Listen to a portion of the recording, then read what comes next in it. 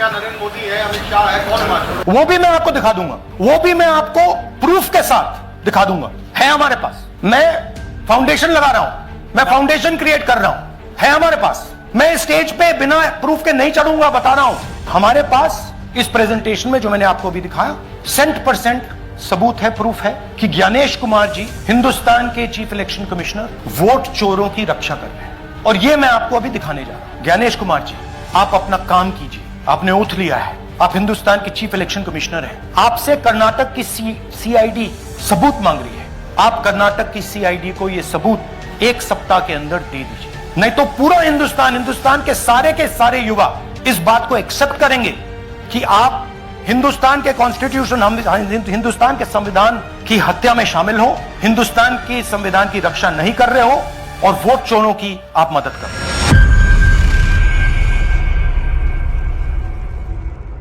नमस्कार, मैं रवीश कुमार। तो ज्ञानेश कुमार के पास 1 सप्ताह का समय है और इतना ही समय देश के पास भी यह देखने का है कि आज राहुल गांधी ने जो भी आरोप लगाए हैं सबूतों के साथ उसका क्या जवाब आता है। और चुनाव आयोग ने कर्नाटका सीआईडी को 18 बार पत्र लिखने के बाद भी, मुख्य निर्वाचक अधिकारी के पत्र लिखने के बाद भी उन जानकारियों को क्यों नहीं दिया गया, जिससे पता चल जाता कि वह अड्डा कहां है जहां से अलग अलग फोन नंबरों से वोटर के नाम कटवाने के फॉर्म भरे जाते हैं।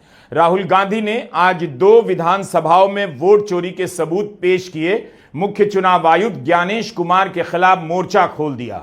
आपको याद होगा, ज्ञानेश कुमार ने राहुल गांधी से कहा था 1 सप्ताह में देश से माफी मांगनी होगी।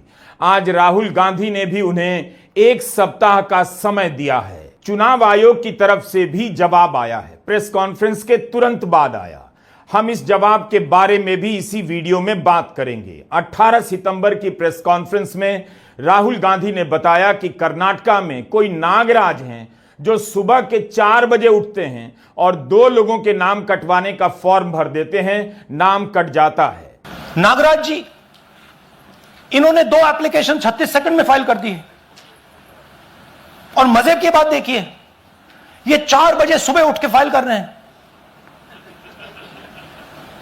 पता नहीं क्या हुआ, 4 बजे सुबह कहा कि भैया मैं 2 वोटर को डिलीट करूंगा, और कितने 36 सेकंड में डिलीट कर दिए, फिर सो गए।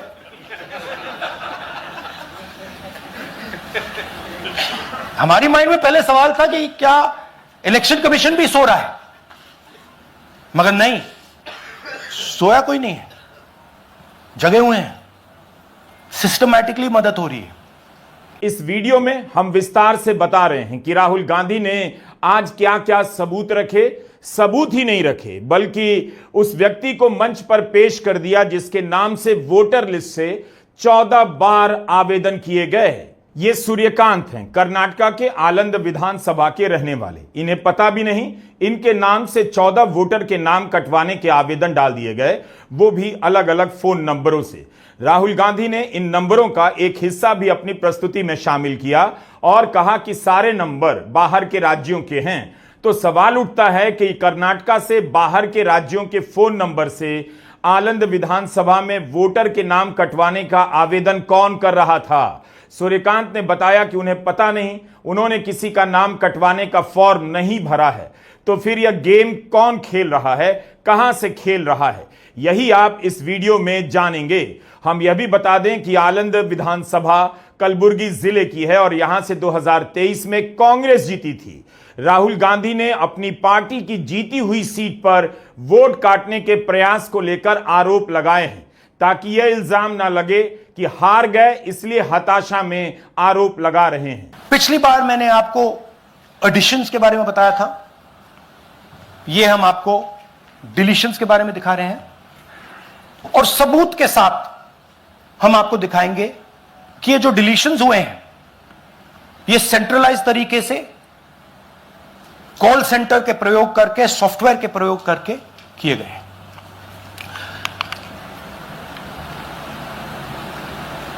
हमारे पास इस प्रेजेंटेशन में जो मैंने आपको अभी दिखाया 100% सबूत है, प्रूफ है कि ज्ञानेश कुमार जी हिंदुस्तान के चीफ इलेक्शन कमिश्नर वोट चोरों की रक्षा कर रहे हैं, और यह मैं आपको अभी दिखाने जा रहा हूं। तो वह गिरोह कहां से काम कर रहा है, उसके अड्डे का पता क्या है, यह सब जाना जा सकता है अगर चुनाव आयोग कर्नाटक की सीआईडी को सारी जानकारी दे देता। वो जानकारियां क्या हैं? जिस सॉफ्टवेयर और कंप्यूटर से 6000 से अधिक वोटर के नाम कटवाने के आवेदन भरे गए, उनका आईपी एड्रेस मांगा गया, पोर्ट और ओटीपी मैसेज का ट्रेल मांगा गया।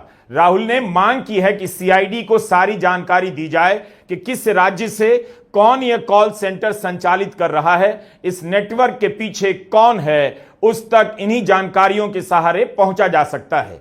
आप बताइए, अगर वोट चोरी की बात इससे क्लियर हो जाती है तो चुनाव आयोग 18 बार पत्र लिखने के बाद भी कर्नाटक की सीआईडी की मदद क्यों नहीं कर रहा? वह किसे बचाना चाहता है? कर्नाटक सीआईडी ने हिंदुस्तान के इलेक्शन कमीशन को 18 चिट्ठियां लिखी हैं। हमें आप यह इंफॉर्मेशन दीजिए, बिल्कुल क्लियर है। डेस्टिनेशन आईपी दीजिए, डिवाइस डेस्टिनेशन पोर्ट दीजिए, ओटीपी ट्रेल्स दीजिए, फोन नंबर्स दीजिए, फोन नंबर्स के मालिकों के नाम दीजिए। क्लियरली पूछा है, नो आंसर। 18 चिट्ठी सीआईडी कर्नाटक,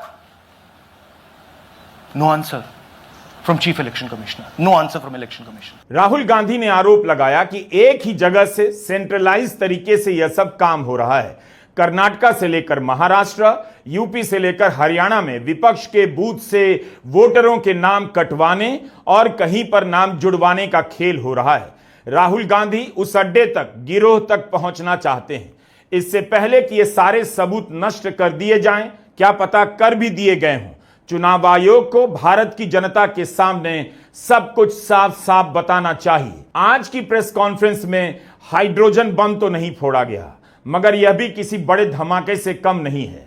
राहुल गांधी ने कहा कि हाइड्रोजन बम के धमाके के असर वाली प्रेस कॉन्फ्रेंस का अभी इंतजार कीजिए। उन्होंने महाराष्ट्र और कर्नाटक की 2 विधानसभाओं में 6000 से अधिक वोटरों के नाम कटवाने या जुड़वाने का खेल बताया, वह कम गंभीर नहीं है। इसका जवाब तथ्यों और तार्किकता से दिया जाना चाहिए। राहुल गांधी ने राजनीतिक दल के नेता के रूप में प्रेस कॉन्फ्रेंस का तरीका बदल दिया और चुनाव आयोग और मतदाता सूची को देखने और उसकी चोरियों को पकड़ने का नजरिया भी बदल दिया। राहुल गांधी ने जब अपनी प्रेस कॉन्फ्रेंस खत्म की, तब उनके YouTube चैनल पर करीब 65,000 लोग लाइव देख रहे थे। यह बड़ी संख्या है। प्रेस कॉन्फ्रेंस शुरू हुई तब 29,000 लोग देखने लगे, लेकिन जल्दी ही यह संख्या 45,000 से 50,000 और फिर 65,000 पर पहुंच गई। यह संख्या बताती है कि क्यों यूट्यूबर पर हमले हो रहे हैं, क्यों कानूनी प्रक्रियाओं का सहारा लेकर हम यूट्यूबर के वीडियो हटवाए जा रहे हैं। मकसद साफ है, गोदी मीडिया भारत के लोकतंत्र का हत्यारा है। वह इन सूचनाओं को आप तक पहुंचने नहीं देता है, न खुद जाकर पड़ताल करता है। आपने देखा भी था, अजीत अंजुम ने बिहार में एसआईआर की धांधली पकड़ी तो उन पर ही केस मुकदमे लाद दिए गए, उनके हाथ पांव बांध देने की कोशिश की गई, इसीलिए कि सच्चाई जनता तक ना पहुंचे। लेकिन इसके बाद भी सच्चाई ने अपना रास्ता बना लिया। राहुल गांधी ने फिर से दावा किया है कि वे इस मंच से कोई भी बात बिना सबूत के कहने नहीं आए हैं। कि अगर मैं स्टेज पे जा रहा हूं, ब्लैक एंड व्हाइट प्रूफ नहीं होगा, मैं नहीं जाऊंगा। अगर ब्लैक एंड व्हाइट प्रूफ होगा जो कोई मतलब उसको निगेट नहीं कर सकता, मैं जाऊंगा। मैं देश के कॉन्स्टिट्यूशन की रक्षा कर रहा हूं, संविधान की रक्षा कर रहा हूं, मैं लोकतंत्र की रक्षा कर रहा हूं और मैं सच्चाई आपके सामने रख रहा हूं। हाइड्रोजन बॉम्ब आ रहा है, यह एक और उदाहरण है वोट चोरी का। पिछली बार मैंने आपको एडिशंस के बारे में बताया था, यह हम आपको डिलीशंस के बारे में दिखा रहे हैं और सबूत के साथ हम आपको दिखाएंगे कि ये जो डिलीशंस हुए हैं ये सेंट्रलाइज तरीके से कॉल सेंटर के प्रयोग करके, सॉफ्टवेयर के प्रयोग करके किए गए हैं।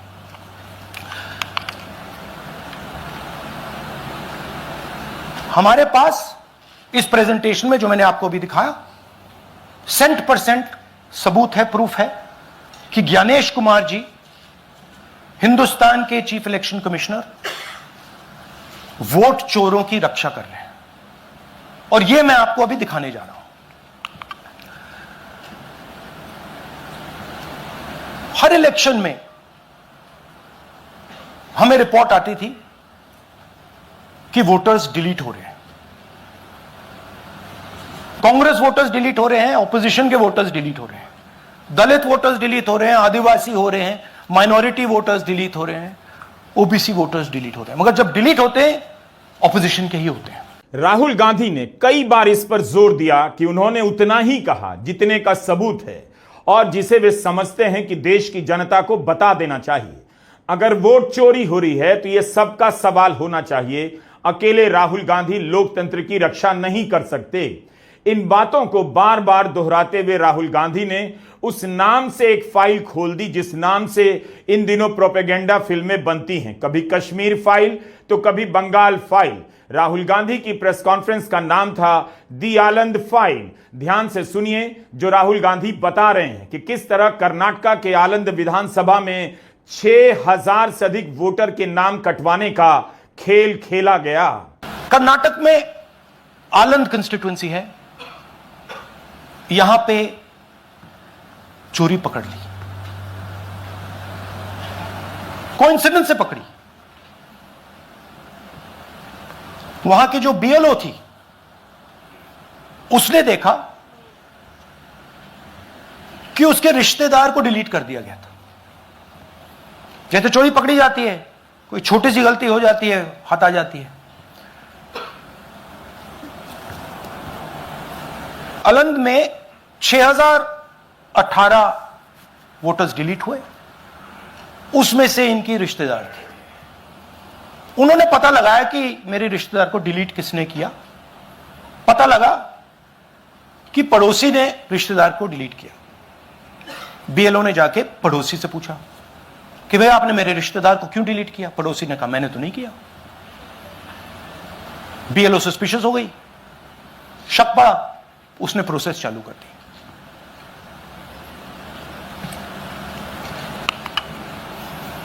पता क्या लगा कि कोई ना कोई किसी ने आनंद में वोटर डिलीशन सिस्टमैटिकली ऑर्गेनाइज तरीके से, सेंट्रलाइज तरीके से किया। हमें यह नहीं मालूम कि आनंद में कितने वोटर डिलीट हुए, क्योंकि इससे बहुत ज्यादा हो सकते हैं। 6000, तकरीबन 6000 पकड़े गए, उस पर इन्वेस्टिगेशन हो गया। क्या पता लगा कि फाइलिंग ऑटोमेटिकली ऑनलाइन हो रही है। मोबाइल नंबर्स कर्नाटक के नहीं यूज हो रहे, मोबाइल नंबर्स दूसरी स्टेट्स के यूज हो रहे हैं। इनफैक्ट कर्नाटक के नंबर थे ही नहीं उसमें। मतलब आप दिल्ली में बैठे डिलीट कर रहे हो, आपका नंबर तमिलनाडु का है। आप गुड़गांव में डिलीट कर रहे हो, आपका नंबर झारखंड का है। और जब हम चेक कर रहे हैं कि भैया आपका नंबर है, तो आपका नंबर है ही नहीं, किसी और का नंबर है। और टारगेट करके कांग्रेस वोटर्स को डिलीट किया गया। ये गोदाबाई जी हैं, इनके नाम पर 12 वोटर्स डिलीट किए गए। इनको मालूम ही नहीं, इनको पता ही नहीं कि इन्होंने 12 वोटर्स डिलीट किए। दिखाइए जरा। ಇಲೆಕ್ಷನ್ ಟೈಮ್ ಈಗ ये इनका वीडियो है। ನಾ ಅರ್ಜಿ ಹಾಕಿಲ್ಲ, ನನಗೆ ಅದಕ್ಕೆ ಸಂಬಂಧ ಇಲ್ಲ। ಅದು ಯಾರು ಹೊಟ್ಟಿ ಕಿಚ್ಚಿ ಯಾರು ಏನ ಹಾಕ್ಯಾರ ಅನ್ನೋದು ನನಗೆ ಗೊತ್ತಾಗಿಲ್ಲ। तो इनको आइडिया नहीं है कि इन्होंने वोटर्स डिलीट कर दिए।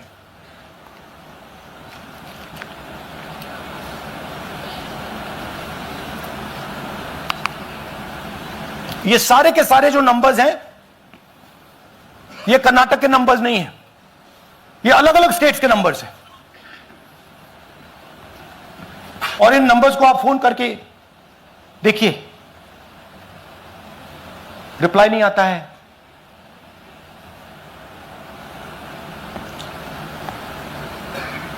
तो सवाल यह है कि किसके नंबर्स हैं, ये किसने ऑपरेट किए, जब इन्होंने ऑपरेट किए ये कहां थे, आईपी एड्रेस क्या था, ओटीपी कैसे जनरेट हुआ, कहां गया, यह सवाल है।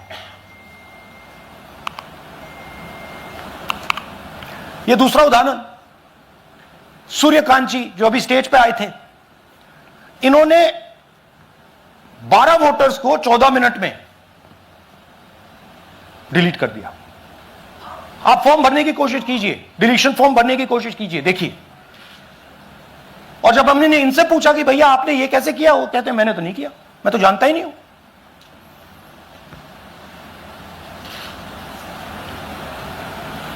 बबीता चौधरी जी का इन्होंने एक नाम डिलीट किया, यहां खड़ी हैं बबीता जी, यहां हैं, सूर्यकांत जी यहां हैं, आ जाइए जरा स्टेज पे, 1 सेकंड आ जाइए। ये दोनों खड़े हैं यहां पे, सूर्यकांत जी, बबीता जी। इनको मालूम ही नहीं कि इन्होंने डिलीट किया।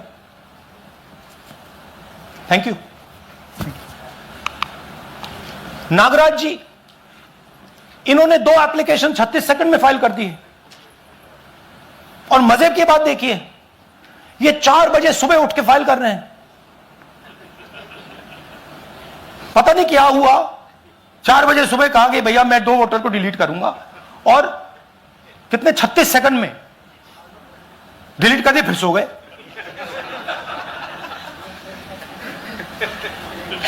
हमारी माइंड में पहले सवाल था कि क्या इलेक्शन कमीशन भी सो रहा है, मगर नहीं, सोया कोई नहीं है, जगे हुए हैं, सिस्टमैटिकली मदद हो रही है। यह देखिए दूसरी बात, जो भी डिलीट कर रहा है वोटर लिस्ट में उसका सीरियल नंबर 1 है। मतलब जो भी वोटर लिस्ट में पहले नंबर पे आता है वही डिलीट कर रहा है। 5वें नंबर वाला, 7वें नंबर वाला, 10वें वाला कोई नहीं कर रहा। तो हो क्या रहा है, सॉफ्टवेयर से यह काम किया जा रहा है। सॉफ्टवेयर प्रोग्राम कह रहा है पहला नाम निकालो और इसका प्रयोग करके डिलीट करो। टारगेटेड डिलीशंस हो रहे हैं। कांग्रेस पार्टी पर आनंद में अटैक किया, टॉप 10 बूथ्स जहां सबसे ज्यादा कांग्रेस की स्ट्रेंथ थी वहां टारगेट किया, और 2018 में पिछले इलेक्शन में 10 में से 8 बूथ कांग्रेस पार्टी जीती थी, और इन 8 में से इन्होंने 6000 लोग उड़ाने की कोशिश की। ये कोइंसिडेंस नहीं था, ये प्लान था, और ये सेंट्रलाइज तरीके से किया जा रहा है। सिंपल सा सवाल है, दूसरे राज्यों के फोन नंबर से कर्नाटका के आलंद में कोई वोटर का नाम कटवाने का आवेदन क्यों भरना चाहेगा? क्या आपको यह घोटाला नहीं लगता कि जिस सूर्यकांत के नाम से 14 आवेदन जारी किए गए कि 14 वोटर के नाम कटने चाहिए, नाम कट भी जाते हैं, मगर सूर्यकांत को भनक तक नहीं लगती। सूर्यकांत देश के सामने आकर बता रहे हैं कि उन्होंने किसी का नाम कटवाने का आवेदन नहीं किया।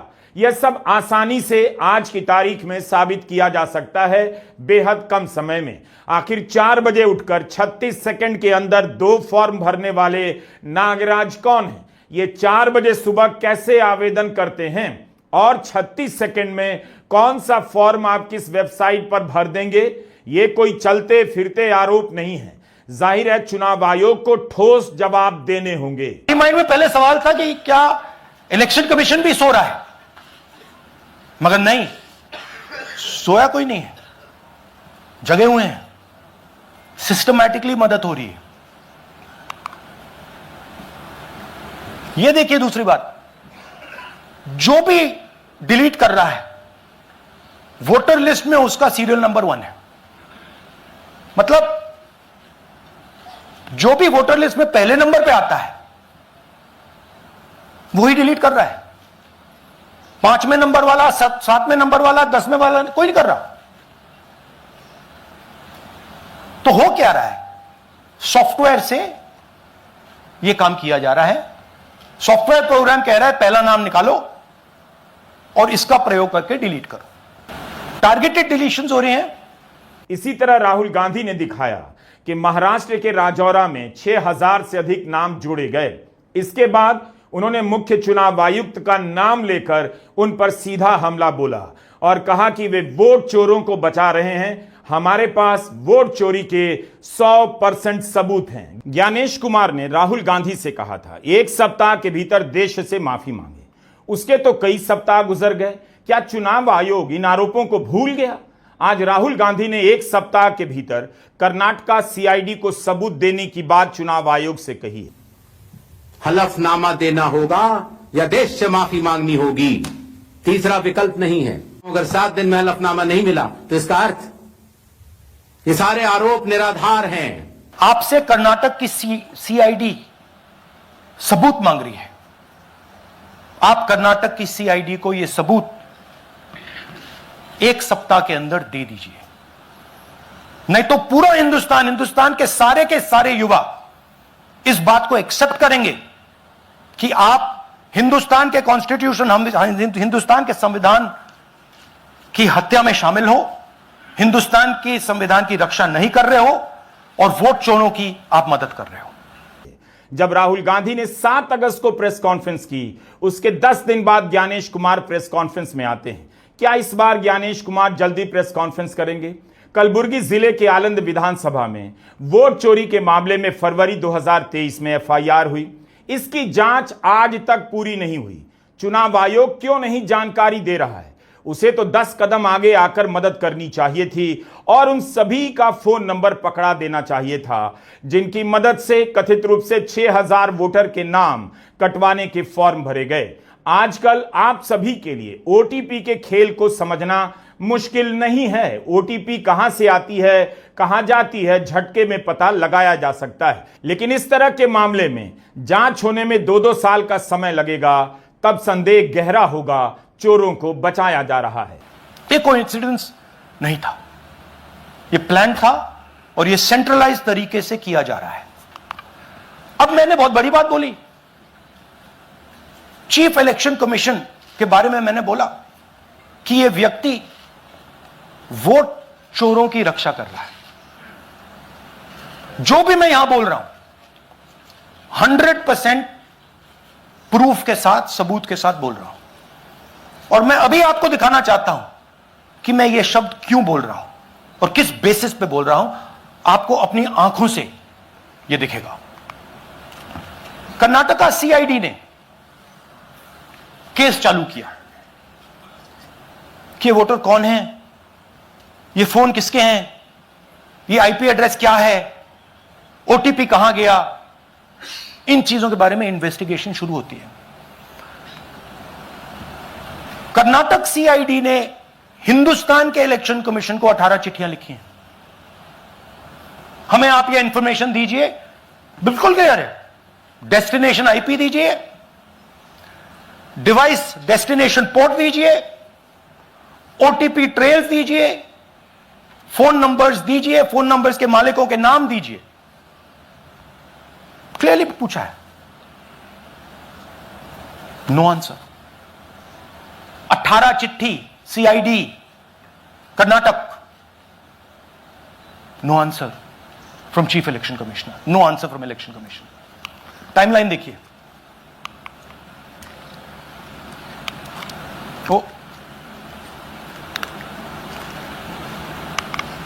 ओके, फरवरी 23 में इन्वेस्टिगेशन शुरू होती है।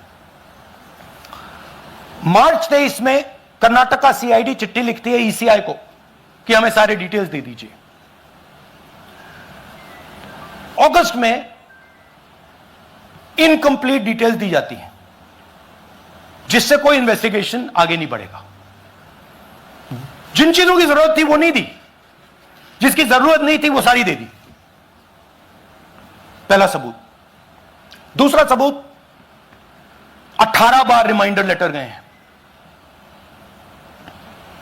आपको अगर सीआईडी एक बार लेटर भेज दे और आप नहीं गए, आप जानते हो क्या होगा।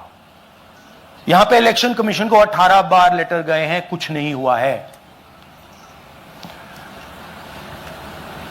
बाद में क्या होता है, कर्नाटक ईसी इलेक्शन कमीशन को लिखता है, कहता है भैया हमें दे दीजिए, आपको इंफॉर्मेशन देना पड़ेगा। No reply. मार्च 25 में आखिरी लेटर सितंबर में गया है, कुछ ही दिन पहले। No reply from EC. यह है सबूत कि ज्ञानेश कुमार जी वोट चोरों की रक्षा कर रहे हैं, और यह ब्लैक एंड व्हाइट सबूत है, इसमें कोई कंफ्यूजन नहीं है कहीं।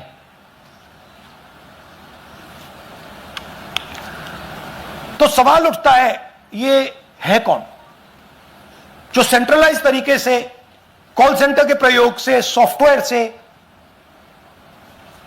अलग अलग प्रदेशों में वोट डिलीट कर रहे हैं, ऐड कर रहे हैं? इलेक्शन कमीशन जानता है, ज्ञानेश कुमार जी जानते हैं।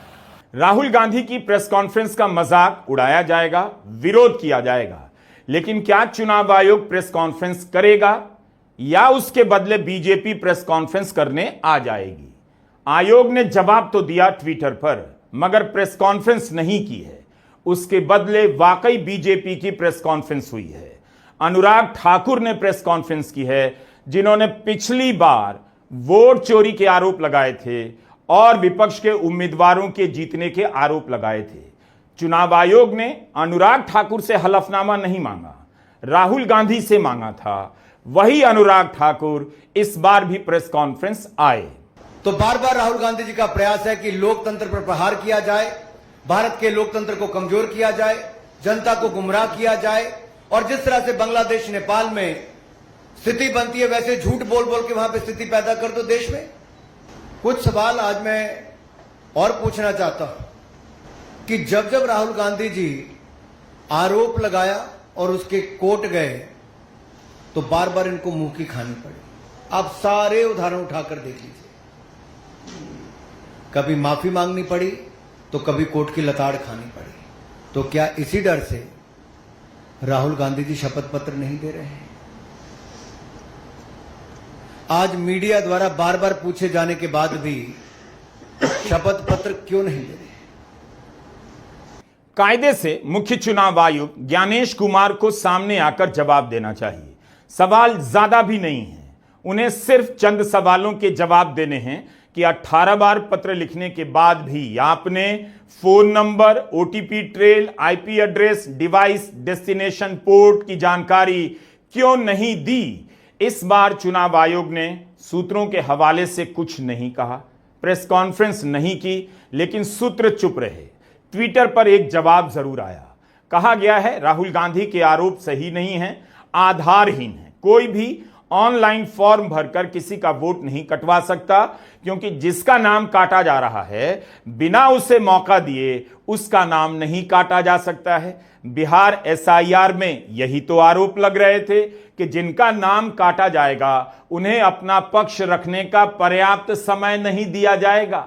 अब इसी का बचाव चुनाव आयोग कर रहा है और कर्नाटक के अलंद विधानसभा की बीएलओ को बताए कि उनके रिश्तेदार का नाम काटने से पहले उन्हें मौका दिया गया था या नहीं। चुनाव आयोग बताए कि राहुल गांधी ने जो आरोप लगाए हैं उन सभी मामलों में नाम काटने से पहले वोटर को मौका दिया गया था या नहीं। चुनाव आयोग कह रहा है 2023 में आलंद में नाम काटने के कुछ असफल प्रयास हुए, ईसी द्वारा ही इस मामले में एफआईआर हुई ताकि जांच हो सके। अगर ऐसा है तो फिर आयोग जांच में सीआईडी का सहयोग क्यों नहीं कर रहा था? जो जानकारी चुनाव आयोग के पास है उसे सीआईडी को देने में इतनी देर क्यों हुई? अगर यह मामला खुद आयोग ने ही दर्ज करवाया तब तो कर्नाटक की पुलिस को सहयोग करनी चाहिए थी, सारी जानकारी हवाले कर देनी चाहिए थी। आयोग को बताना पड़ेगा कि उसने सीआईडी को 18 पत्र लिखने के बाद भी जानकारी क्यों नहीं दी। फरवरी 2023 से सितंबर 2025 आ गया, कोई वोट कटवाने का प्रयास करता है और इन मामूली बातों की जांच पूरी नहीं होती है। जांच के नाम पर ही खेल होता है। अगर यह इतना छोटा मामला था तो अभी तक जांच पूरी हो जानी चाहिए थी। राहुल गांधी ने अपनी प्रेस कॉन्फ्रेंस में कहा, कर्नाटक के निर्वाचन अधिकारी ने भी दिल्ली में चुनाव आयोग को इसे लेकर पत्र लिखा है, लेकिन आयोग की तरफ से इस पर कोई जवाब नहीं आया है। कर्नाटक ईसी इलेक्शन कमीशन को लिखता है, कहता है भैया हमें दे दीजिए, आपको इंफॉर्मेशन देना पड़ेगा। No reply. जिस निर्वाचन अधिकारी की बात राहुल गांधी कर रहे हैं, उन्होंने ही राहुल गांधी को हलफनामा भरने का पत्र भेजा था। उसी निर्वाचन अधिकारी को आकर बताना चाहिए क्या राहुल गांधी का यह आरोप गलत है, उन्होंने आयोग को पत्र लिखा था या नहीं। आयोग के जवाब से इस पर सफाई नहीं मिली कि कर्नाटका के निर्वाचन अधिकारी ने पत्र भेजा था या नहीं। आयोग ने जो जवाब दिया है उसमें जनरल बातें नजर आती हैं। राहुल गांधी इसके उलट खुद सबूत रख रहे थे। इस मामले में द हिंदू के पत्रकार केवी आदित्य भारद्वाज ने 7 सितंबर की रिपोर्ट में एक और जानकारी दी है। वे बताते हैं कि सीआईडी ने अपनी जांच के दौरान सिर्फ चुनाव आयोग ही नहीं, कर्नाटका के निर्वाचन अधिकारी को भी 12 बार पत्र लिखे हैं जिनका कोई जवाब नहीं आया। चुनाव आयोग और कर्नाटका के निर्वाचन अधिकारी को बताना चाहिए सूर्यकांत के नाम से 14 वोटर के नाम डिलीट करवाने के फॉर्म भरे गए थे या नहीं, किस नंबर से भरे गए, ओटीपी कैसे जारी हुई, किस कंप्यूटर से यह फॉर्म भरे गए। आखिर जानकारी नहीं देने के पीछे चुनाव आयोग की क्या मंशा हो सकती है। किसी मतदाता का नाम कैसे कटता है, किन नियमों के तहत काटा जाता है, यह भी समझना जरूरी है। पूनम अग्रवाल चुनावी प्रक्रियाओं को समझने वाली, इस पर रिपोर्ट करने वाली श्रेष्ठ पत्रकार हैं। बल्कि भारत में इस तरह की रिपोर्टिंग 2 ही 4 पत्रकार करते हैं, लेकिन किसी अखबार और चैनल में पूनम अग्रवाल जैसे रिपोर्टर के लिए जगह नहीं। उन्होंने अपने दम पर आप दर्शकों की मदद से यूट्यूब पर पत्रकारिता शुरू कर दी है। इससे यह भी पता चलता है कि क्यों यूट्यूबर पर हमला किया जा रहा है, उनके वीडियो क्यों डिलीट कराए जा रहे हैं, क्यों चैनल बंद करवाए जा रहे हैं। जवाब साधारण है, सिंपल है कि जनता तक सच्चाई ना पहुंचे और इस लोकतंत्र को लूट लिया जाए। Leader of opposition Rahul Gandhi ने आज अपने प्रेस कॉन्फ्रेंस में ये कहा कि एक पर्टिकुलर मैटर पे कि 2 एप्लीकेशंस फाइल किए गए थे एक इंसान के जरिए, जो कि 36 सेकंड में भरा गया और उसे सबमिट भी किया गया। अब ये फॉर्म जो डिलीशन के लिए खासतौर पर इस्तेमाल होता है, जिसे फॉर्म 7 कहते हैं, उसे 36 सेकंड में भरना और उसे सबमिट करना नामुमकिन जैसा है, क्योंकि ये एक फॉर्म है जो एक पन्ने का फॉर्म है, लेकिन इसमें कई सारे डिटेल्स आपको देने पड़ते हैं। जैसे आपको अपने डिटेल्स तो देने ही होंगे, नाम, पता, कौन सी कॉन्स्टिट्यूएंसी है, साथ ही आपको डिटेल्स में ये भी बताना पड़ेगा कि आप जिनका नाम डिलीट करवाना चाह रहे हैं वो किस कारणवश करवाना चाह रहे हैं। कि आप एक पर्टिकुलर इंसान ए का सपोज करिए डिलीट करना चाहते हैं क्योंकि वो इंसान मर गया है या शिफ्ट कर गया है या वहां रहता नहीं है या वो सिटीजन नहीं है भारत का, तो ये सारी चीजों को भरना पड़ता है, प्लस एड्रेस भी भरना होता है। तो ये 36 सेकेंड के अंदर ये सारी डिटेल्स भरकर आप फिर उसे सबमिट भी कर दें, ये ऑलमोस्ट नामुमकिन मुझे तो लगता है। और ये उन्होंने ये प्रूफ भी दिया है इस पर्टिकुलर मैटर में, जहां पर वो एक पर्टिकुलर कॉन्स्टिट्यूएंसी के बारे में कह रहे हैं जो कि कर्नाटका में है, कि एक इंसान ने ये एप्लीकेशन 36 सेकंड के अंदर भरा और उसे सबमिट किया। राहुल ने कहा कि यह सब करना उनका काम नहीं है। लोकतंत्र की रक्षा करने के लिए देश में संवैधानिक संस्थाएं बनी हुई हैं। वोट चोरी हो रही है उसे देखना चुनाव आयोग और अदालतों का काम है, जांच एजेंसियों का काम है। वे अपनी तरफ से इस बात को देश की जनता के सामने बस रख देना चाहते हैं। ये जो मैं यहां कर रहा हूं ये मेरा काम नहीं है। मेरा काम डेमोक्रेटिक सिस्टम में पार्टिसिपेट करने का है। मेरा काम डेमोक्रेटिक सिस्टम की रक्षा करने का नहीं है। वो काम हिंदुस्तान के इंस्टीट्यूशंस का है। वो काम वो नहीं कर रहे हैं, इसलिए मैं कर रहा हूं। अब मैं आपको यह कह सकता हूं कि हमने आपको 2 बार सबूत दिखाया है, और जब हम ये प्रेजेंटेशंस खत्म करेंगे, इसमें लगेंगे 2-3 महीने, जब हम ये खत्म करेंगे आपके माइंड में कोई डाउट नहीं होगा कि हिंदुस्तान में state after state, Lok Sabha after Lok Sabha चोरी हो रही है। तो मेरा काम सच्चाई दिखाने का है। मैं हिंदुस्तान की जनता को, हिंदुस्तान के युवाओं को सच्चाई दिखा सकता हूं। यह मेरा काम है। उनकी जो इंटरेस्ट है, क्योंकि ये जो कॉन्स्टिट्यूशन है ये हिंदुस्तान की जनता का रखवाला है, प्रोटेक्टर है, और मैं इसकी प्रोटेक्शन कर रहा हूं। इसकी प्रोटेक्शन करने का काम हिंदुस्तान के इंस्टीट्यूशंस का है, हिंदुस्तान के ऑपोजिशन लीडर का नहीं है, मगर इंस्टीट्यूशंस नहीं करने हैं। अच्छा, एक इंटरेस्टिंग बात आई है जो मैं आपको बताना चाहता हूं कि इलेक्शन कमीशन के अंदर से हमें मदद मिलनी शुरू हो गई है। मैं साफ बोल देता हूं, इलेक्शन कमीशन के अंदर से, पहले नहीं हो रहा था, अब इलेक्शन कमीशन के अंदर से इंफॉर्मेशन आ रही है। यह रुकेगा नहीं, यह रुक नहीं सकता है, क्योंकि हिंदुस्तान की जनता इस बात को एक्सेप्ट नहीं करेगी। एक बार हिंदुस्तान की जनता को, हिंदुस्तान के युवाओं को पता लग गया कि वोट चोरी हो रही है, उनकी शक्ति लग जाएगी। आलंद में 6018 वोटर के नाम कटवाने और महाराष्ट्र के राजौरा में 6000 से अधिक का नाम जुड़वाने का काम किस किस ने किया, कहां से किया गया, इसका पता क्यों नहीं चला? क्या चुनाव आयोग इनकी भी गोपनीयता की रक्षा करेगा? सीसीटीवी का फुटेज मां बहन के नाम पर नहीं दिया गया, बेतुका तर्क का सहारा लिया गया कि इनकी प्राइवेसी भंग होती है। जबकि उपराष्ट्रपति के चुनाव में आप सभी ने देखा, कैमरे पर सारे सांसद वोट कर रहे थे, किसी ने किसे वोट दिया यह तो कैमरे पर नहीं आया, लेकिन महिला सांसद से लेकर पुरुष सांसद सब वोट कर रहे थे, पूरे देश ने उसका वीडियो देखा। तो पोलिंग बूथ का वीडियो नहीं देने के पीछे मुख्य चुनाव आयुक्त ज्ञानेश कुमार ने ऐसा बेतुका बहाना क्यों बनाया? क्या अब वे उनकी भी गोपनीयता की रक्षा करेंगे जिन्होंने बाहर के राज्यों से वोटर के नाम कटवाने या जुड़वाने के फॉर्म भरे? यह बेहद गंभीर मामला है। अगर इस तरह से चुनाव जीते जा रहे हैं तो फिर चुनाव को लेकर क्या भरोसा रह जाएगा? राहुल गांधी की यह प्रेस कॉन्फ्रेंस चिंता में डालने वाली है। चुनाव आयोग ने अभी तक कर्नाटका के माधवपुरा में वोट चोरी के आरोपों का भरोसेमंद जवाब नहीं दिया। अब उसे देरी नहीं करनी चाहिए।